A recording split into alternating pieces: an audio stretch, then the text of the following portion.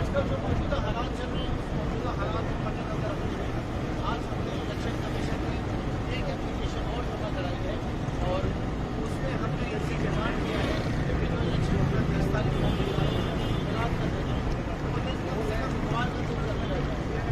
ताकि ज़्यादा तादाद अगर बड़ी तादाद में वहाँ अपने इलाके के वोट पास कर सकें और उसके साथ साथ जो हालात आजकल बल्दिया के इलाके के अंदर चल रहे हैं रोजाना की बुनियाद जिस तरीके से जलाओ गिराव का सिलसिला चल रहा है तो हम बहुत ज़्यादा कंसर्न है तो 29 तारीख को जब इलेक्शन होगा तो उस दिन क्या हालात होंगे इलेक्शन कमीशन कैसे भी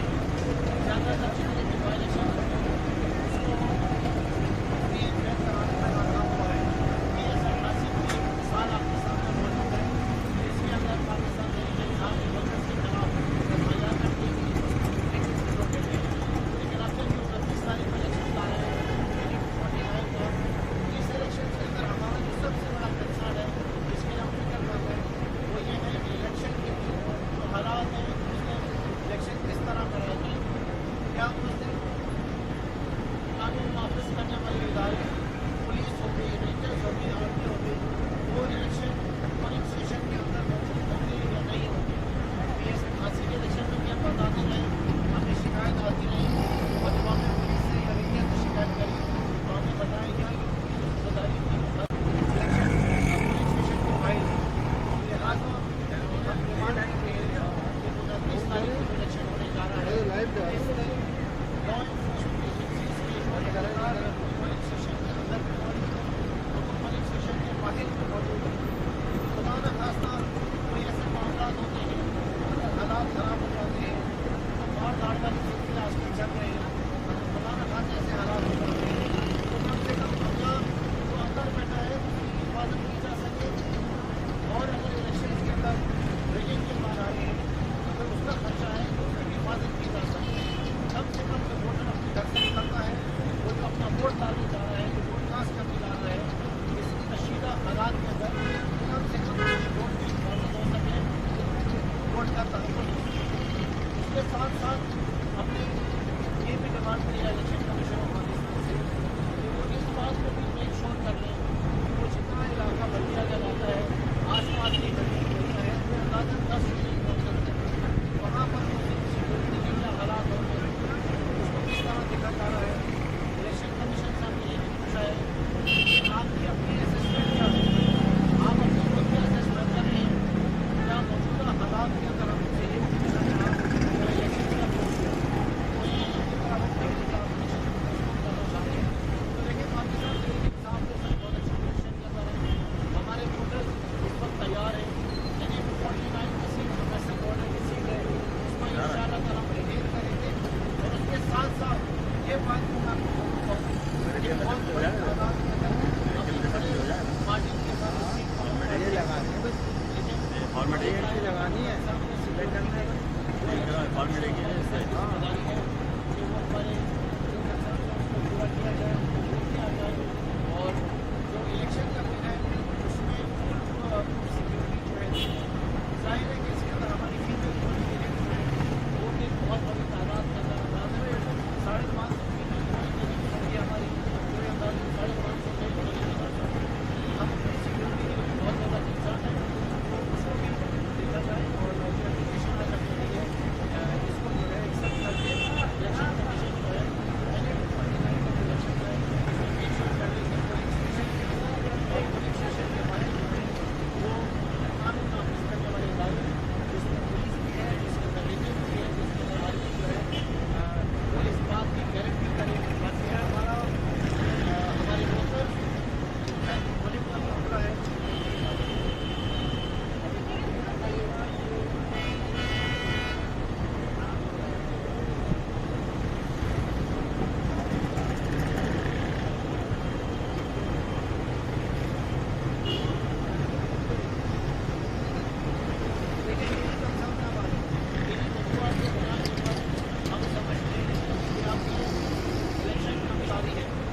चाहते हैं कि दसका वाला मामला वापस हो जाए कहीं ऐसा ना हो कि ये इलेक्शन जो है वो वापस सिविल इलेक्शन की तरफ चले जाए क्योंकि अगर सिक्योरिटी फराहम नहीं की इलेक्शन कमीशन पाकिस्तान ने